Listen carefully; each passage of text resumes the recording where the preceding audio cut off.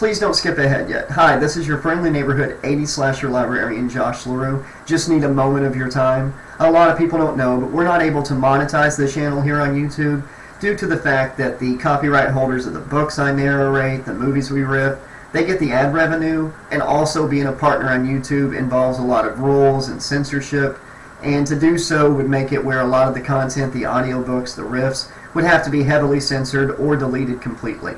So we depend on amazing slashaholics like you to help fund the channel and keep it going and growing for years to come. And there's several fun ways to do that. You could join our Patreon right up there, and as a patron, you can join for as low as like $2, $5, $10 a month, on up as high as you want, and enjoy a lot of cool gifts like free ebooks, early access, exclusive content, even voicing characters and audiobooks here on the channel. You could also go to our PayPal and use the QR code right there, and you can donate directly to the channel. We see all donations and we appreciate all of them. If you don't want to use the QR code or don't know how, you can use our PayPal email address, which will be in the description below and the pinned comment, as well as our Cash App donation username. And a fun way to help the channel is through our Cameo, right down there. On Cameo, you can ask for a birthday video, anniversary video. You can ask us to sing a song or something, or ask us questions, and you can get a video from me, Alex, Shawn, Master Evil, Mother Evil, the Rodeo Clown, any character from any show on the channel, or any character that I've voiced in the audiobooks. It's a fun way to help the channel. It's only $10 a video, and we'll have a lot of fun doing that. So thank you so much for listening. I hope you enjoyed tonight's content. Be excellent to each other. Please consider helping the channel. And always remember, the sun never sets on those who ride into it. Thank you. Child's Play, the fan novelization by Jeremy Terry. Chapter 11. Back at the station.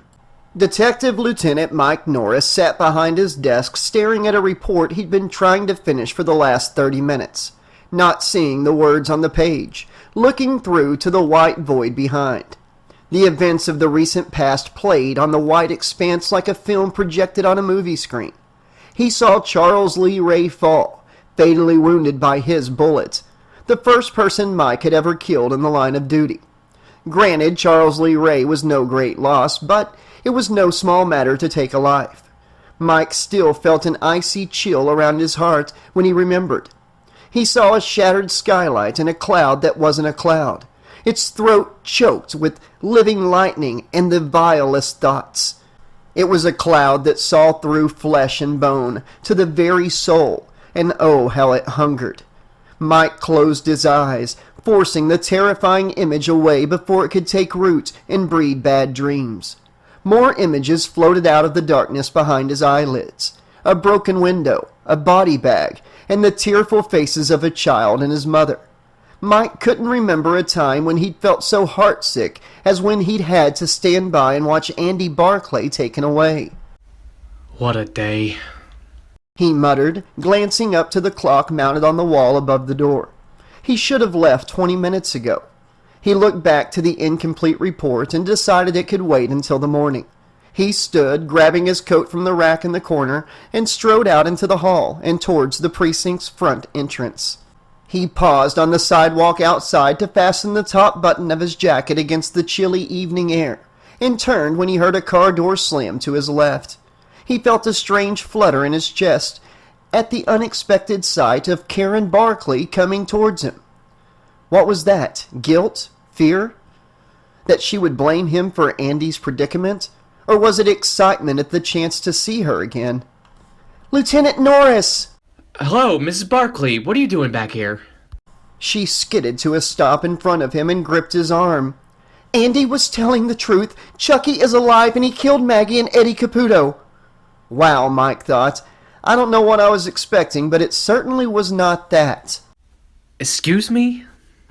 "It's true," Karen said. "I swear, I took him back to my apartment and was about to throw away the box he came in when the batteries fell out. Don't you see? Chucky has been moving and talking for days now without batteries in him." What are you talking about? "I'm talking about how I found out Chucky is alive. I threatened to throw him in the fireplace and he came alive in my hands. I dropped him and he got up and ran out of the apartment." Mike had heard enough. He turned away towards his car. Good night, Mrs. Barclay. Karen stepped between him and the car, forcing him to stop. Wait a minute. I'm telling you the truth. He killed Maggie and Eddie Caputo. Mike felt an uncharacteristic flush of anger and had to take a deep breath to calm himself. Go easy, Mike. Remember that she's been through hell the last couple of days. Look, Mrs. Barclay, I sympathize with you. I really do. I hated what happened in there today, but lying is not going to help your son. He said. Lying? She said, pulling her shirt sleeve back to reveal the bloody wound on her forearm. Does this look like I'm lying? She bent over and lifted the hem of her long skirt to show an identical mark on her calf. Does this? Mike was taken aback. That looks bad. How'd you get those? Chucky bit me. Mike rolled his eyes and stepped around her. Oh, for God's sake. Karen slapped the hood of Mike's car. All right, don't believe me, but I tell you this. That doll is a killer. It's done it before and it's going to do it again. With that said, Karen spun on her heels and started back towards her car. Mike watched her go, something in her gait and the set of her shoulders worrying him. He took a step after her. Where are you going now? I'm going to find Chucky. How are you going to do that? Karen yanked her car door open and turned back. I bought him from a peddler in the alley behind Sears where I work. I'll start there. Worry became fear as he realized what she was planning. Wait a minute, this isn't a good part of town to be in this time of night. Karen climbed behind the wheel, ignoring him. She cranked the car and pulled away from the curb. A woman on a mission.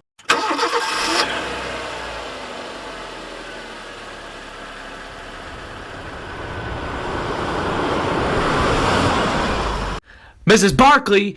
He shouted as she accelerated past him. Do you hear me? You don't want to go down there this time of night. She reached the corner and turned out of sight. Mike felt like kicking something. Oh, God damn it! He shouted, jumping behind the wheel of his own car and speeding off after her.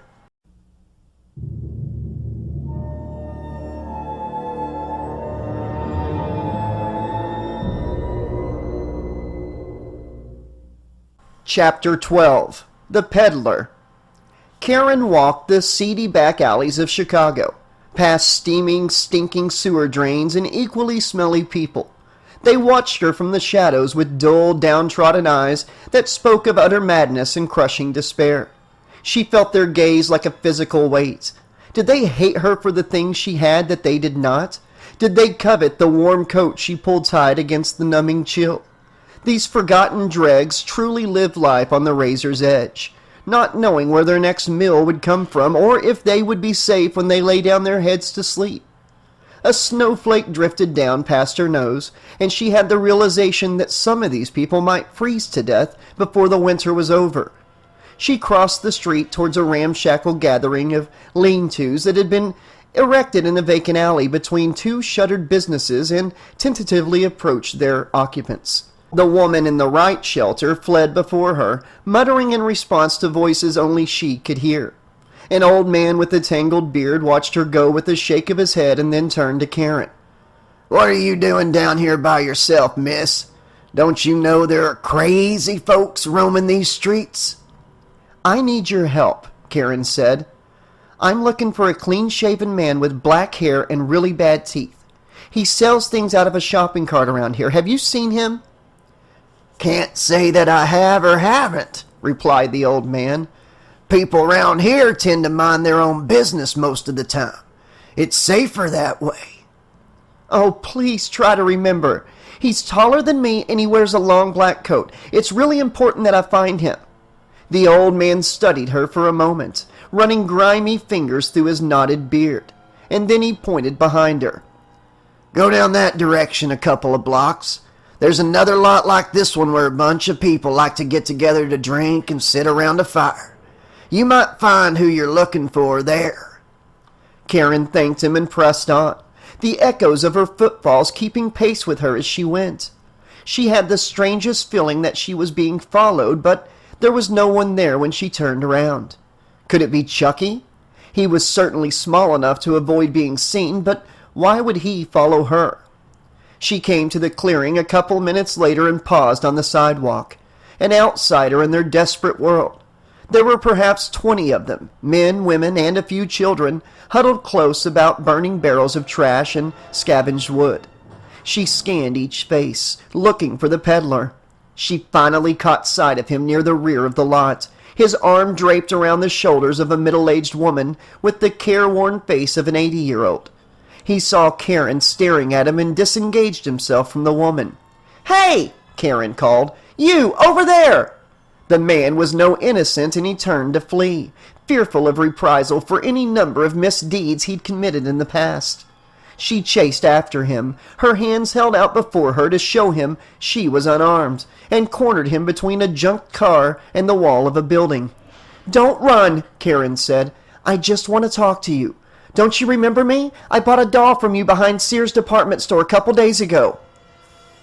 "Doll?" Recognition lit up his shifty eyes, and his burned-out brain began to work. "Oh yeah, doll, what about it?" "I need to know where you got it." A sleazy half-grin came to his face, and he took a step closer to her, his musky scent like a solid wall that pushed her back. "What do you give me if I tell?" Karen reached into her purse and pulled out a small wad of bills and offered it to him. He took it with a shake of his head. "That's not enough. What else do you got?" "I don't have anything else." He took another step towards her, forcing her to step back, and she felt the backs of her legs come in contact with the rusted-out car. He devoured her body with his black rat's eyes, his half-grin becoming a salacious sneer. He reached out in the flash and took her by the arms, his fingers digging painfully into her flesh. "That's not true. You got a lot." Karen suddenly realized what he meant and tried to pull away, but it was too late. He shoved her backwards onto the car's hood and began to crawl on top of her. This couldn't be happening. She pushed against his bulk, tried to squirm away. She felt his weight settling between her legs, and then he was gone. She looked up to see Mike Norris land 3 quick knee strikes to the peddler's crotch, sending him crumbling to the cold ground. Mike didn't miss a beat. In an instant, he had his service revolver drawn and was brandishing it around at the crowd of vagrants who had snuck closer to watch Karen's violation. How about the rest of you? He shouted, such anger in his voice. You want a party too? Apparently they did not. Karen stood up shakily and watched as the crowd dispersed into the night, leaving she and Mike alone with the creep groaning in pain at her feet. Satisfied they were safe, Mike turned to her, his eyes wide, and Karen realized that he had been scared for her. Are you all right? He asked. I think so. How did you get here? Did you follow me? He lowered his gaze, ashamed at being caught out, but then nodded. Didn't I tell you this was a bad part of town to be in this time of night? I couldn't let you come down here by yourself, Karen. Touched, she reached out and brushed his cheek with the back of her hand. Thank God you didn't. A louder moan from the ground. My balls! You broke my balls, you bastard! I think I'm bleeding! Mike bent and yanked the peddler to his feet and shoved him back against the car.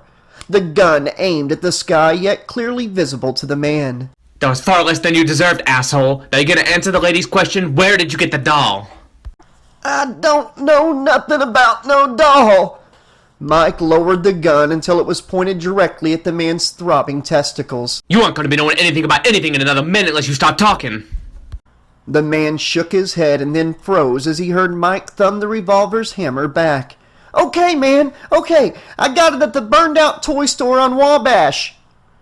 Karen saw something dark pass over Mike's face as he pulled the peddler to his feet and shoved him away. Get the hell out of here. The peddler didn't have to be told twice. He jogged off as fast as his swelling gonads would allow, and was swallowed up by the night. Karen turned back to Mike, met his haunted eyes. What's wrong, Mike? Nothing. He replied, turning to walk away.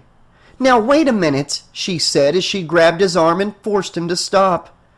Something the peddler said upset you. Talk to me. Mike held her game for a pregnant second and then sighed. Alright, the toy store on Wabush and Van Buren, the one where he said you found the doll, Charles Lee Ray died there.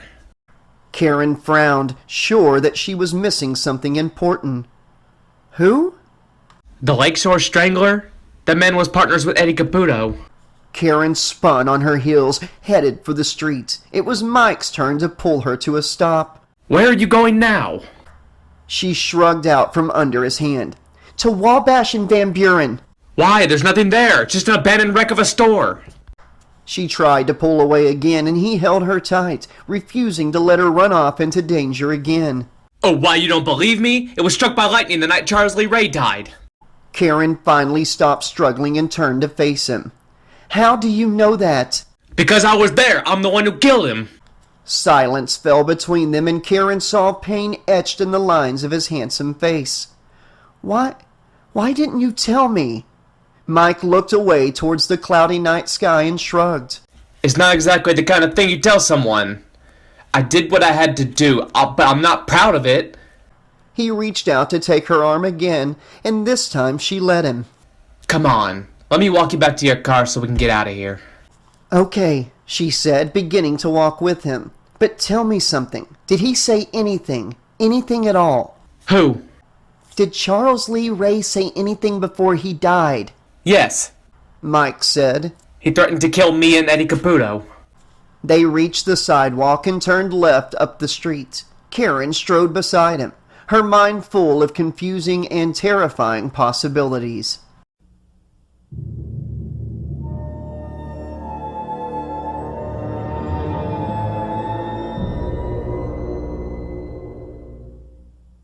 Chapter 13. A Loose End. Mike drove in silence along the sleepy streets of Chicago, not hearing the smooth sounds of Coltrane and Davis floating from the speakers. He was a complete loss. Look at him, running behind a woman he barely knew like some Arthurian knight honor-bound to rescue the damsel in distress. Sure, he was a cop, but he'd be lying to himself if he didn't admit that he had more than a professional interest in Karen Barclay. What was it about her that drew him in? Was it the way her hair brushed along her shoulders when she walked, or the passion he saw in her eyes when she was angry? Let's not forget about the fact that she is more than halfway to being certifiable, he thought as they turned the corner onto her block. Do crazy ladies do it for you now? He wasn't sure about that. The one thing he was certain of at the moment, though, was that Karen Barclay did do it for him, and that was not a good thing. Putting aside the normal ethical considerations that went along with him being a law enforcement officer and her being a witness, there was the not inconsiderable fact that her son might be a deranged murderer. Wouldn't that be a great topic of conversation for a first date? How do you like the salad, Karen? Oh, by the way, how is Andy's shock treatments going? Is he drooling yet? Brilliant. He said, pulling up to the curb in front of her apartment building and shutting off the car's engine. Just what have you gotten yourself into here? No answer was forthcoming from the empty car, it seemed, so he opened his door and joined Karen in front of the lobby door. They paused at the threshold like a couple reluctant to let the night end. He met her gaze and saw that the spark that had been ignited back in the clearing was still blazing. He wondered what she was thinking. He placed a hand on the lobby door, ready to open it for her like a proper gentleman. I'm sorry you couldn't find anything to help Andy, he said. Karen studied him for a moment, a frown creasing her face, and then shook her head. But I did. I found out that Chucky is Charles Lee Ray. I just don't know how he got inside the doll. See, Mike? She's a wackadoo. Get your head in the game and walk away from this insanity before you get drawn in any further. Good night, Mrs. Barclay, he said, turning back to his car. The click of her heels on the sidewalk told him she was following. Wait a minute, she said. I need to know where Charles Lee Ray lived. Oh, no, you don't, he thought, as he rounded the rear of his vehicle and reached the driver's side door. No more nighttime strolls on the wrong side of the tracks for you. Please, he said. I'm begging you to let this go for now. Go inside and get some rest. Karen reached out and placed her hand over the door handle before he could open it and climb behind the wheel. Just tell me where he lived. Don't you understand? Andy's life depends on it. Now it's a matter of life and death? Just tell her what she wants and get the hell out of here, Mike. She's not your responsibility. Fine. He sighed. Ray lived at 730 Stony Island on the south side, but you're wasting your time. I already checked the place out. There's nothing there. Are you sure? Positive. He said, gently removing her hand from the car door and pulling it open. Karen put a hand on his arm, preventing him from shutting the door. Wait a minute, where are you going? Home. He replied.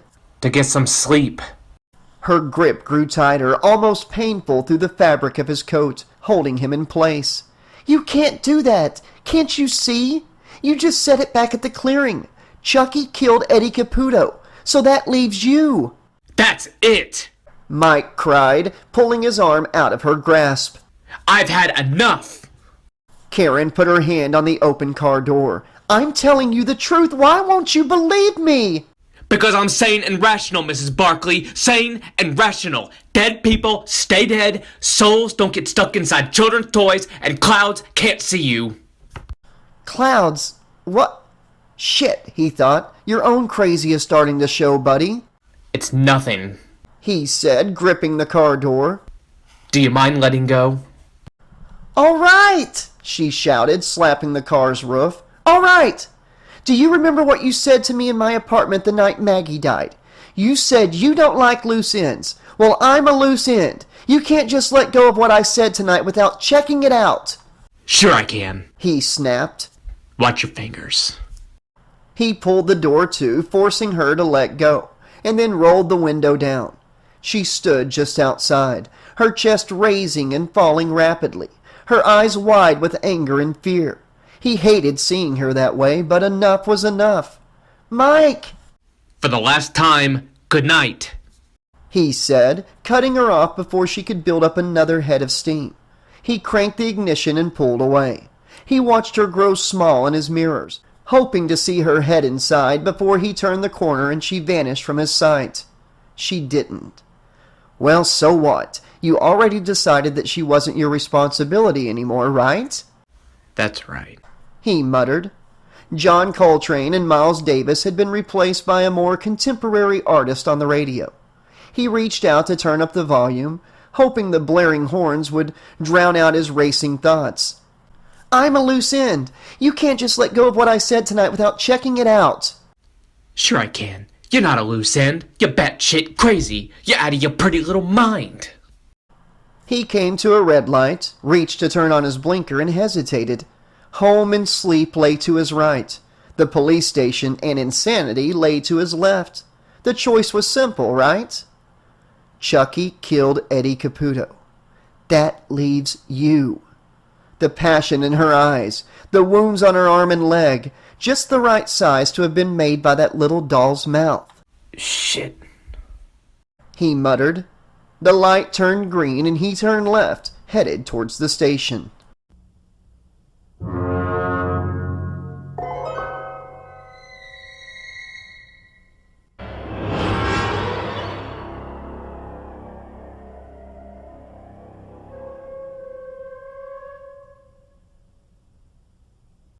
Chapter 14. Mike's Visitor. The street and parking area beside the police station was as quiet as it ever got in Chicago. Two detectives huddled together on the front steps leading to the entrance, their coats drawn close around them, cigarettes burning in their gloved hands. A gray tomcat crossed under a parked car, his matted fur and scarred face a testament to the hardships of a life lived on the streets. None were aware that they were being watched. It had been one hell of a night for Chucky. Sure, he wished he could have finished what he started with Andy's bitch of a mother, but that would have invited too many questions. Better to save her for later and let Andy stew in that nuthatch while he focused on what was really important, killing the last rat bastard responsible for the mess he found himself in. He leaned back against the brick wall of the alley as he stared through the gap between the metal trash cans out at the parking lot, savoring the memory of Eddie's last moments, how he had enjoyed taunting the traitorous prick.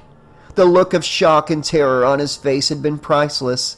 He hoped that Mighty JnBLaRue was playing a funeral dirge on Eddie's exposed nerve fibers in that void between the stars. He wished that he could hear the screams. Still, there was so much more to life than good memories, and he couldn't wait until he got his hands on that pig detective. He was going to make Mike Norris eat his own entrails. A car appeared on the street. It slowed, turned into the parking area, its headlights splashing over Chucky's hiding place. Chucky wasn't concerned. Hiding was easy, despite his brightly colored clothing and hair. Perks of being so small, he thought. The car came to a stop near the corner of the police station, and Mike Norris stepped out into the orange glow of the streetlights. "I got your ass now, you son of a bitch." Mike shut the car door and strolled up the steps, exchanging a few words in passing with the two smokers before vanishing inside. The two men put their smokes out on the stair railing and followed him a moment later. It was time. Chucky broke from cover and sprinted across the asphalt, a blue and red streak. He was still amazed at how easy all of this was. Hell, he seemed to be moving even better than he did the day before. His movements more fluid, his artificial body less rigid and far more responsive. He felt like he could run forever. He reached the car, tried the handle, and found it unlocked. "Tisk, tisk, tisk, Mikey," he said as he climbed inside and shut the door. "You should know better than to leave your car unlocked in the big city. You never know when some maniac might come a-prowling." He crawled over the seats into the back, cackling madly. The car was clean as a whistle, and there was nothing to hide under. Chucky shrugged and pulled a large butcher knife from inside his overalls. He thought it would be fine. The interior of the car was dark, and in Chucky's experience, the average person never bothered to glance into the back seat before getting into their vehicle anyway. He sat in the floorboard behind the driver's seat to bide his time, excitement coursing through him. Funny, it was almost like he had real blood pumping through his veins. Oh, how he loved the anticipation before the kill, the dance of death that would end on the cutting edge of his blade. Detective Lieutenant Mike Norris was about to have the worst night of his life.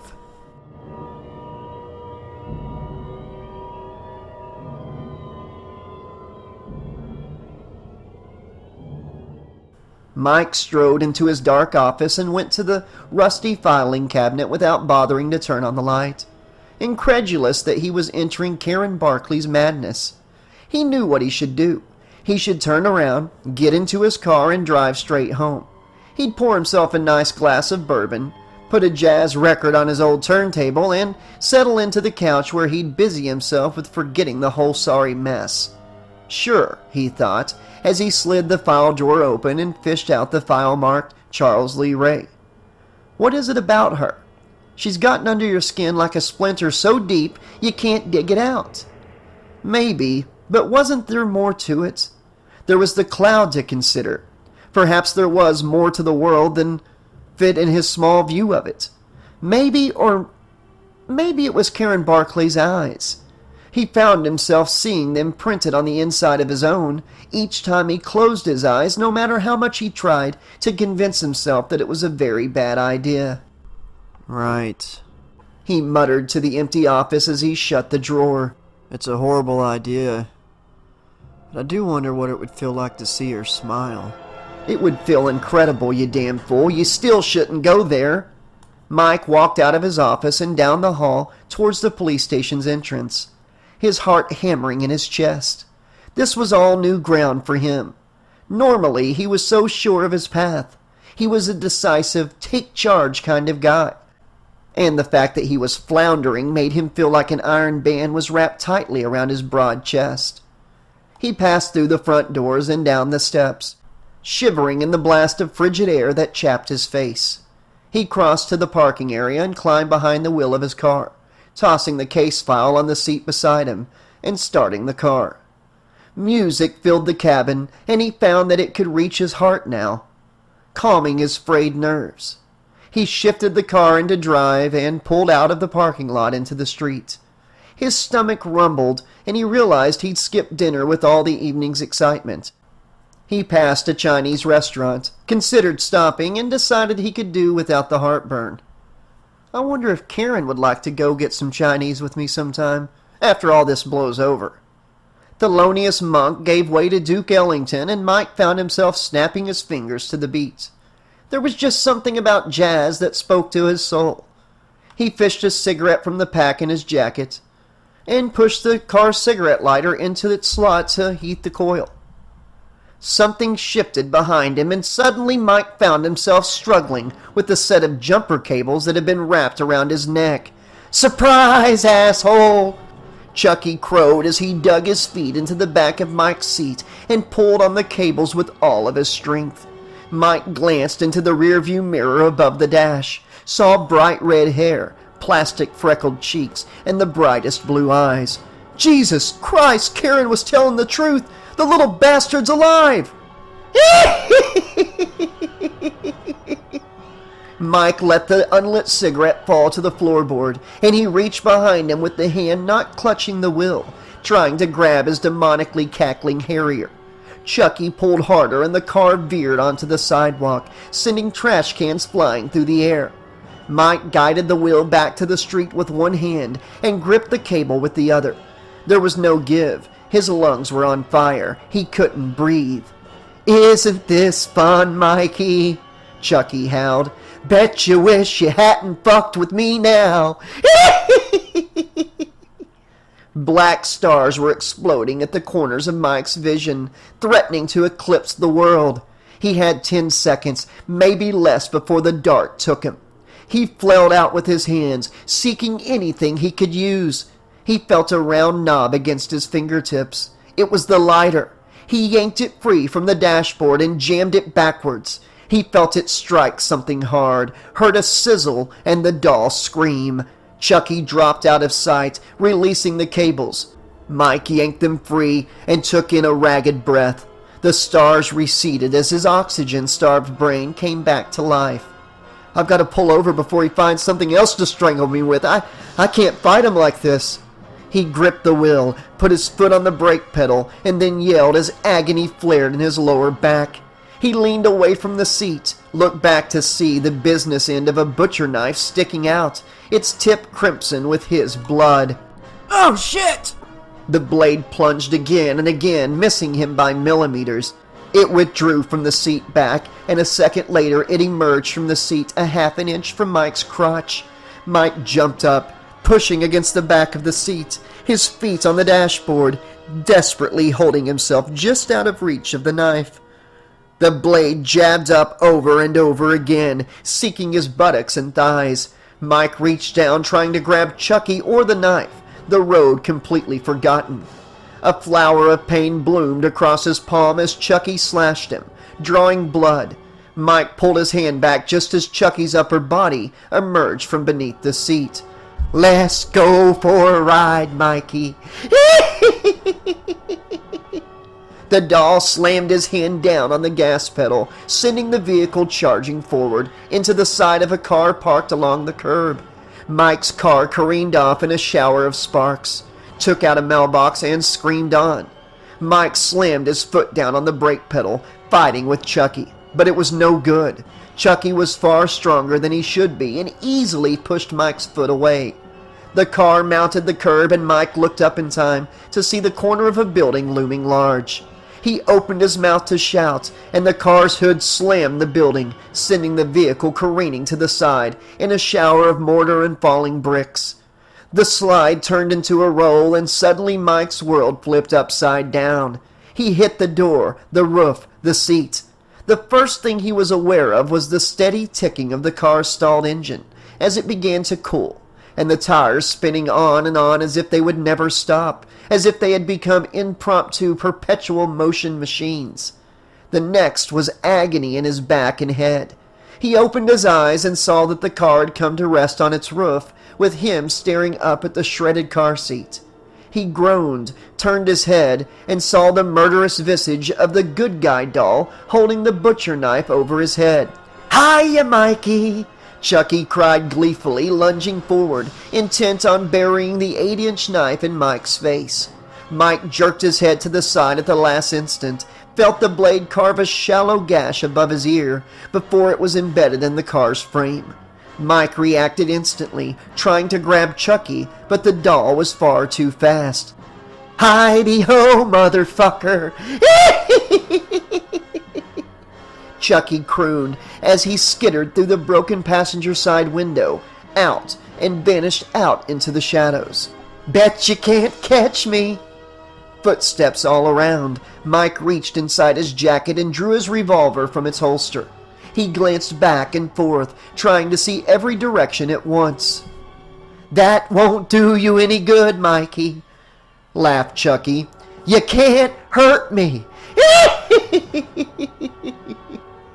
The bastard's voice came from the right. Mike twisted and snapped off 2 quick shots, missing the blue and red blur by feet. Chucky laughed again from somewhere out in the dark. "What's wrong? Your hands shaking?" The footsteps grew silent. Mike waited, his muscles tense to spring at the slightest noise from the demonic doll. The game must be coming to an end if Chucky was tired of taunting him. He had to be ready. "Hiya, Mikey!" "Oh God, he's right behind me!" Mike rolled away, lifted the gun. Chucky yanked the knife from the frame and flitted out of sight before he could pull the trigger. Mike heard running footsteps and then the nightmare sound of metal on metal as Chucky scraped the knife along the side of the car. "Freddy Krueger, eat your heart out," Mike thought. Screaming to his left, Mike turned the gun, saw Chucky charging towards him with the knife, and pulled the trigger. This time the bullet struck home, hitting Chucky in the left shoulder and sending him flying like the rag doll he almost was. The timbre of the doll's scream changed, anger and hate giving way to agony. Mike found that he liked this much better.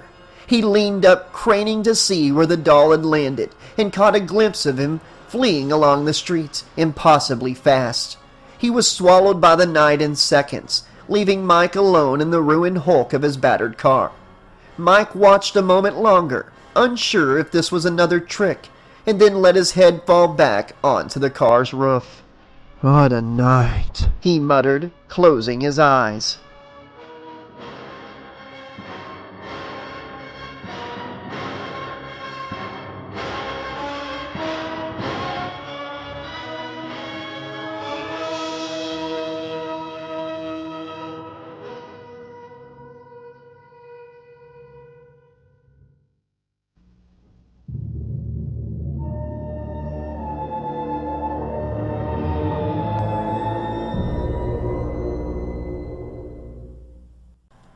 Okay, Slashaholics, this has been chapters 11, 12, 13, and 14 of Child's Play by Jeremy Terry.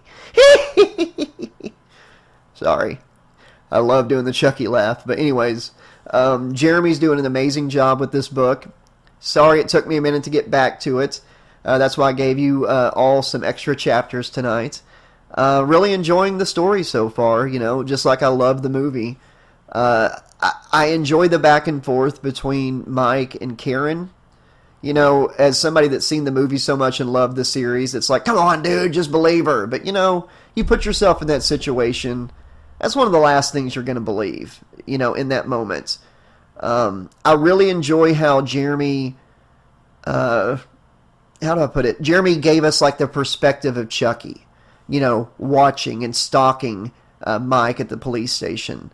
Really enjoyed that, and how he went to the car, opened it, got in.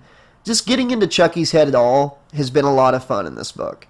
The fact that JnBLaRue is getting mentioned more, I hope there's more JnBLaRue stuff coming up.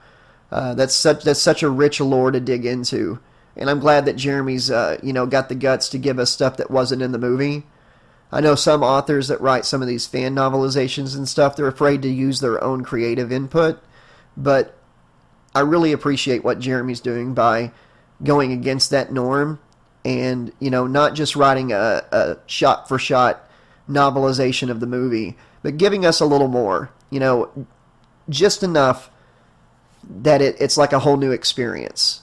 So thank you, Jeremy, for that. I'm really enjoying that. I love the Freddy reference tonight. Freddy Krueger, eat your heart out!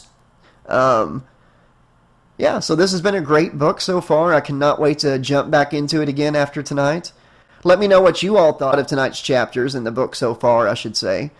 Oh, by the way, Jeremy, the red and blue blur was actually, because you mentioned that Mike saw the shot at the red and blue blur, or saw the red and blue blur.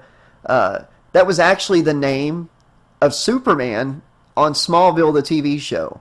They couldn't call him Superman once he went to Metropolis, but people would always see like a flat, he wore like a red shirt with a blue jacket, and people would only see like a quick blur, and it was always red and blue, so they called him the red and blue blur. So when I was narrating the chapters tonight, and I got to that part, I kind of chuckled a little bit and had to redo the line. But yeah, anyways, great job on these chapters, Jeremy. Excuse me. Great job, Shawn Campbell. Again, back voicing Mike Norris, the detective. Shawn's a great friend. Really appreciate it, brother. Thank you so much for taking part. And if anybody listening would ever like to voice a character in any of the audiobooks we do here on the channel, if you're a patron at the $10 tier or higher, you have the option to voice a character in any book that I narrate. You just have to let me know you're interested, that you're a patron at the $10 tier or higher, and I'll get you on board one of these books. And that brings me to my next point. We're not able to monetize the channel here because of the content on the channel, not just the copyright stuff, but also like, you know, the violence and murder and all that in the books.